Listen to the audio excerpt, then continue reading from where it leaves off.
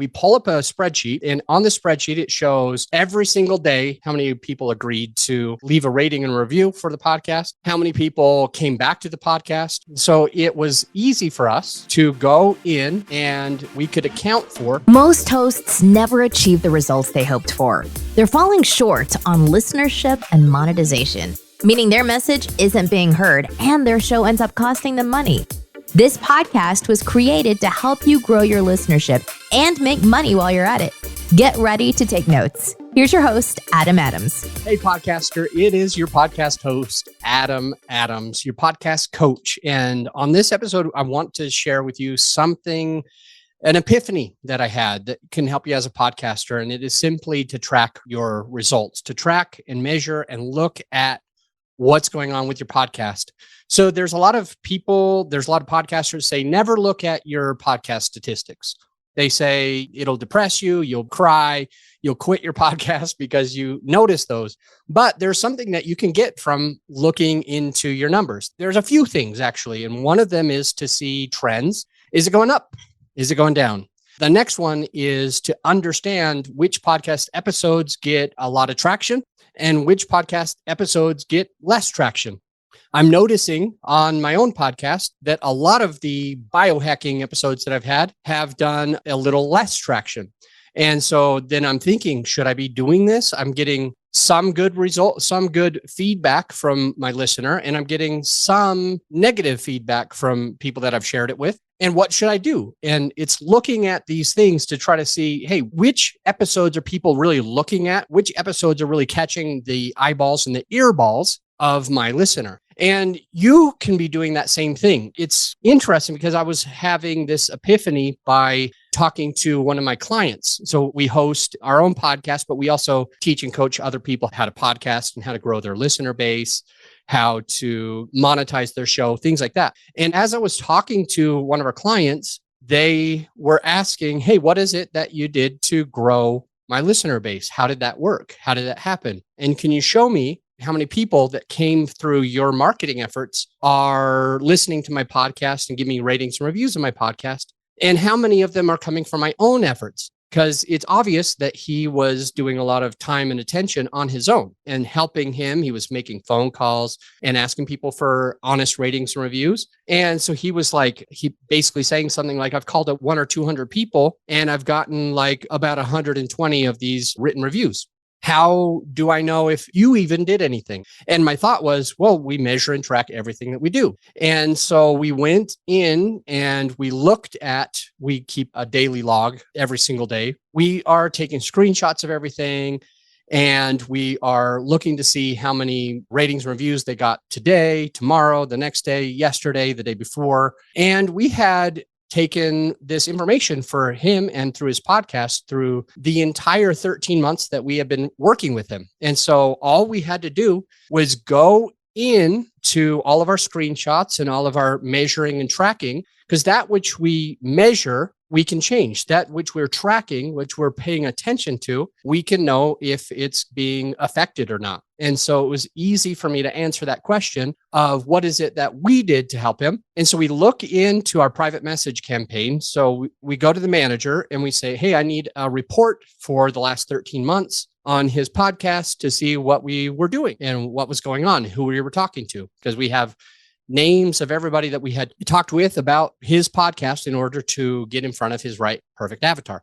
So we pull up a spreadsheet, and on the spreadsheet, it shows every single day how many on the private messages, how many new private messages we started, how many replies we got that day, how many people agreed to listen to the podcast, how many people agreed to leave a rating and review for the podcast, how many people came back to the podcast, and which ones said what. So we've got all the names. So it was easy for us to go in and we could account for 62 of those ratings and reviews, because in about a 6-ish month period, yes, for 13 months we're working with him, but the marketing itself happens for 6 months or until they get the result.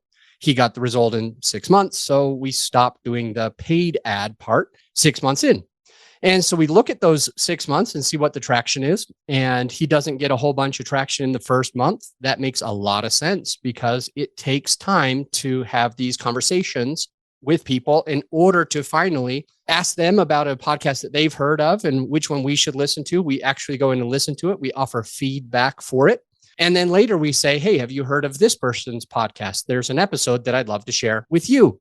And so we track every single time we're doing that. Obviously, like I mentioned, it takes a few weeks. It takes 3, 4, 5, 6, 7 weeks until the people that we're connecting with on a more organic way, we finally end up, because it's a slow play. We don't ask for marriage on the very first time we meet somebody. We court them. We get to know them. We have a relationship with them. And later on, after they've given us something to listen to, then we share with them something to listen to. And we ask them what they thought about it. And if they say something really nice about our client's podcast, then we say, I love what you just said with that. I bet, I'll just throw out a name, Sarah would be happy if all you did is copied and pasted what you just told me and make it a written review of her podcast. And if they say, yes, I'll do it, or if they ignore us, then we track that every single day. So we look at this, and most of the days there wasn't a person, in 6 months' time, most of those days there wasn't a person that said that they would do it, but 62 people over the course of those 6 months from wherever. I think it was, I don't remember the first month, but I know it ended on November 22nd of 2023. So we look at this on November 22nd of 2023 is when the marketing ends. And we look to see how many people we talked to. We talked to 40 new people today. 20 people that we've already talked to responded. One person said that they would listen to the podcast. 0 people today said that they would leave a rating review. And then on the next day, one person says that they will leave a rating review. And so all we have to do is match up that person's name if they actually got a rating review. And we were able to account for 62 of the people that we talked to. It's about 30% of the conversations where they agreed that they would listen. About 30% or 31% actually said that they would rate and review the show with the nice thing that they already said. So we're able to see all of that, see if it's working, if it's not working. And we're able to track, are we always at 30% or are we doing better right now? Are we always at 30% or are we doing worse? If we're doing worse, then why? Is it have something to do with the messages that we're sending? Do we need to get in front of a different type of avatar? And so we measure and track all of that stuff. So for you, your podcast, you need to be looking at, hey, does this episode have more traction or less traction than my average episode? Does this month look better or worse than my previous months? And is my content changing? Is the questions that I'm asking changing? Is my quality of my guest changing? And as you measure and track that and understand what you're looking at, you're going to have a better look, a better feel for how to grow your podcast. So just look at the numbers, track the numbers, pay attention to the numbers, and do it on a frequent basis so you can see what's happening, see the difference. So if you want good results, you have to measure and track. So stop listening to the person who says, don't even look at your numbers. Don't look at anything until you've been doing it for 10 years. There's no point. You're not going to be able to monetize, they might say. Whatever it is that you hear is this common fallacy on Facebook groups, ignore it and start paying attention to your numbers. Start paying attention to when are you getting good results? When are you getting bad results? And think through, what are you doing differently in order to get those results? Is it different type of content? Is it a different guest? Is there one guest that everybody loved? Is there a guest that nobody loved? And focus on that. And it will help you to be able to make better decisions on growing your podcast tomorrow. I'll see you on the next episode. By the way, one way to ensure that you don't miss out on great content that we're producing on a regular basis is to make sure you're subscribed to the show. You need to be subscribed or following the Apple Podcast or wherever you listen to it in order not to miss all of that. And before I let you go, I need to mention, because a lot of people are asking, do you help? Can you help me with this?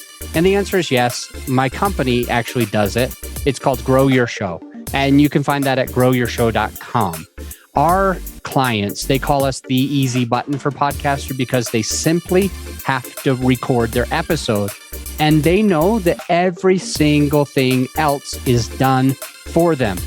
We sweat the hard stuff so you can be the star of your show. And if you would like help to make sure that we're editing and publishing and promoting and doing your social media, it's all in one place. And I think it's pretty affordable. You'll have to take a look for yourself. Just go to growyourshow.com and check us out. And by the way, I'll see you on the next episode.